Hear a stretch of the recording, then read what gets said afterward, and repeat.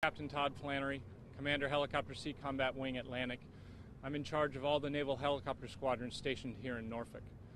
As we get started, I'd like to first again express my sincere condolences to the families of the sailors involved in yesterday's MH-53 Echo crash. I'd also like to thank all the agencies and individuals involved in the search and rescue efforts over the last day and a half. Their contributions have been absolutely fantastic. I have been in contact with all the families of those involved in yesterday's MH-53 Echo crash. Pardon me. As you know, two of the sailors that were rescued yesterday died as a result of the injuries they sustained in the crash. These two young men served with great honor and sacrifice. With the permission of the families, I'm prepared to announce that the two crew members that died are Lieutenant Wesley Van Dorn and Petty Officer 3rd Class Brian Collins. Out of respect for the families of the missing and the injured sailors, and also to maintain the integrity of the mishap investigation, I will not be able to release the names of those three sailors. On a positive note, one of the injured sailors was able to leave the hospital this afternoon. The other sailor is doing well but remains hospitalized. I am hopeful that he will be released as early as tomorrow. Again, I can't say enough about the contributions of the United States Coast Guard, Virginia Beach Fire and Rescue, and everybody else involved in the search and rescue efforts. We've continued with those search and rescue efforts, and my friend and colleague, Captain John Little here, will provide you an update on those efforts. John? Thank you, Captain Flannery. Good afternoon, everyone. I'm Captain John Little, and I'm the Coast Guard Sector Commander and Search and Rescue Mission Coordinator for Hampton Roads. And again, I offer my deepest condolences to the U.S. Navy, to the helicopter squadron, and the family members of those who were on board the helicopter that went down yesterday off Cape Henry. At 15:30 today, after an exhaustive search efforts of over 500 square miles, air assets, surface assets from the U.S. Navy, the U.S. Coast Guard, and the Virginia Beach Marine Police and Fire Department, over 30 hours of search and rescue efforts, and based on the totality of the information that we've received, the Coast Guard has suspended the active search for the missing member. That does not mean, however, that we are leaving the scene. The Coast Guard cutter Shearwater is on scene right now with the Navy. We will continue to be on scene with them as long as the Navy needs us. We are partners there, and we will continue to be. Thank you. And I'm happy to take any questions that you may have. Yes, the first name was Lieutenant Wesley Van Dorn. It's W-E-S-L-E-Y. Last name Van Dorn, V-A-N-D-O-R-N. And then Officer 3rd Class Brian, B-R-I-A-N, Collins, C-O-L-L-I-N-S. You're welcome. Wes was 29 and Brian was 25. Wes was from Greensboro, North Carolina, and had been in the Navy for a little over 6 years. Brian from Truckee, California, and been in the Navy a little over 2 years. What have the surviving crew members been able to tell you about what happened before this crash?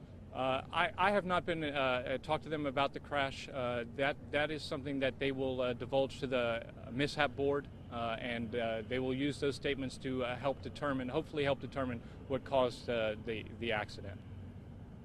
Have crews been able to determine or find any of the aircraft out in the water? We have recovered some of the aircrew gear out there, but we are part of the mishap investigation will determine what that gear is, and then also with anything that is recovered, they'll use that in helping determine hopefully helping determine what caused the accident.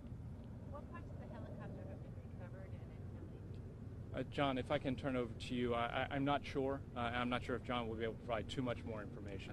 I really don't have that information. Again, all the debris found being coordinated with the Navy will help in the investigation that's ongoing. But I just don't know right now those pieces that were found. Can you talk about the tough decision going from an active search to a suspended search? What factors come into play? How you make that call? It is a tough decision. It's something the Coast Guard does and it is challenging. It's many factors: environmental, the water temperature, the air temperature, what the member was wearing, the other information about the crash itself, and again, based on our experience, it's something that it was a very challenging decision to make, but we feel like we had to make it at 15:30 today. But again, we're remaining offshore with the Navy, and will continue to do so throughout this evolution.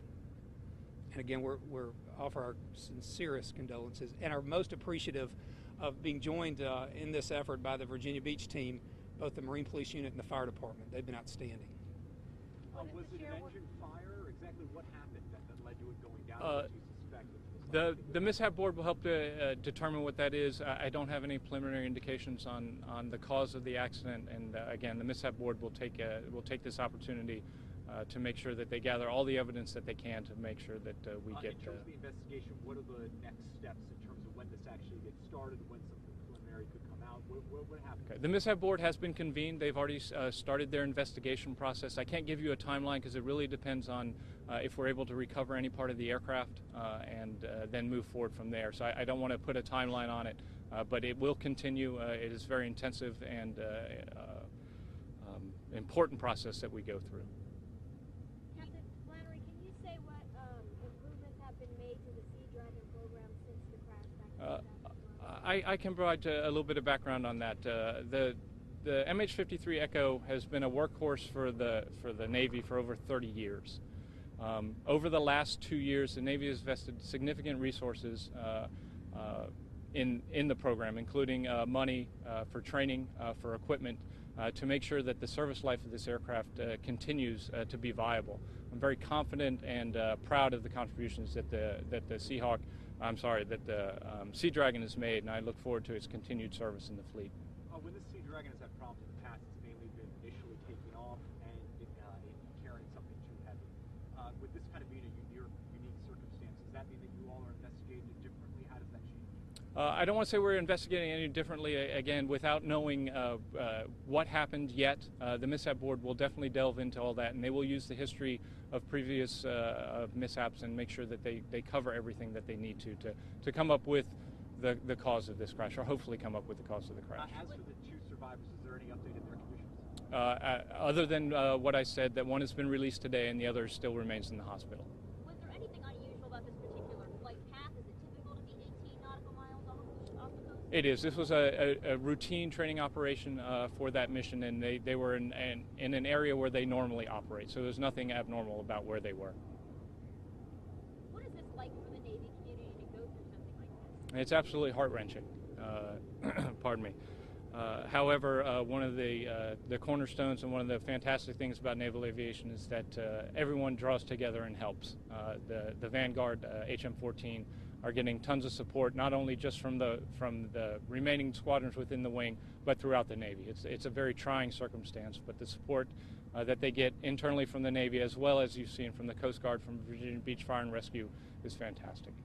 Is there anything planned for the victims, the victims' families, anything you could share? Not that I'm aware of yet. I would imagine that there will be a memorial service held for each of the victims, but I do not know when that will be. Do you mean specifically during that mission? Lieutenant Wes Van Dorn was a pilot, and Brian Collins was an air crewman.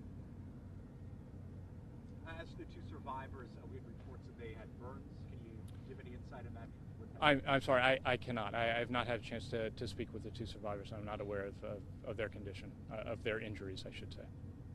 Can you explain what you mean by you're stopping the active search but leaving the cutter there? Can you explain a little bit so people at home know John, what's please. going on? Yeah, certainly. What we're not doing is actively searching. We're not actively looking, but we're going to remain on scene to assist the Navy in their presence out there, to provide support to them, and we're not leaving. The Shearwater is there. They will remain there. And as they need to be relieved, we'll have another cutter relieve them. So we're not actively looking, but we have an on-scene presence and will continue to remain there with the Navy, alongside them. Can you explain a little bit about where the recovery is at? I can. It's approximately 18 nautical miles east of Cape Henry. The stage of the recovery? That I really can't. Right now there are several Navy vessels on scene with the Coast Guard vessel, and they're continuing to pick up debris. But to what extent of the other parts that have been found, I can't say at this point. Do you have any sense? Obviously, there are a lot of ships out there. Is it just the number of square miles you were searching, and what was the search group like? Yeah, it was over 500 square miles, and we really conducted an exhaustive search with multiple aircraft and multiple surface assets, both from our service and the Marine Police and Fire Department, and from Virginia Beach, and of course the Navy. And deconflicting that and coordinating that was quite extensive, and through our various command centers, the U.S. Navy and the U.S. Coast Guard, along with the Maritime Incident Response Team here within the Port Authority, it's been a very collaborative effort. We're just very sad to be doing it at this point. How many people overall were involved in the rescue and response and the current? Well, again, multiple Navy assets, many, over 100 certainly, and I would say in the hundreds. When you talk about the crews of the Navy ships, the crews of the Coast Guard vessels, the crews of the Marine Police units, changing out crews and getting new crews on scene, and so you're certainly well into the hundreds. Plus the support team, there's a tremendous support team ashore to provide assistance to them. Communication coordination between the entities is extensive. Is your belief that the missing crew member is with the aircraft? I'm holding out hope that we'll find the missing crew member. I don't know where he is. I can't tell you because I just don't know enough about the accident and what caused it. What was the cause of death of the two men who died in 7? I'm not aware of the determination yet. I have not been told. Have you located the bulk of the helicopter? Or have you just found sort of scattered debris? That I'm not at liberty to say at this point. That there have been multiple hits out there, but when you get on scene with these targets, there can be marine debris, sea debris, and at this point we haven't confirmed any. There's not been confirmed to us any location of that. Do you have divers in the water at this point? Anybody in the Navy, the Coast Guard? John, the Coast Guard does not have any divers. Again, the side scanning capability from the Virginia Beach Marine Police has been utilized, along with the extensive underwater capabilities of the Navy. They have divers, but whether they've entered the water yet, that's not something I'm aware of. Are there plans to ground any other military helicopters in light of this? As far as I'm aware, there are not. As for the two who died, can you go over their roles within? Yeah, again, Wes Van Dorden was one of the pilots in the aircraft, and Brian Collins was one of the air crewmen in the aircraft. Can you tell us a little bit about their experience and their history with the Navy? Yeah, Wes has been in the Navy for about 6 years and almost 6.5 years. So he went through flight school and then showed up here in Norfolk and has been attached to HM-14 for his first tour. I knew Wes personally, fantastic young man. Professor Collins has only been in the Navy for 2 years, so this is his first duty station. Unfortunately, I did not know Brian, but I know of him and have just heard very wonderful things about him.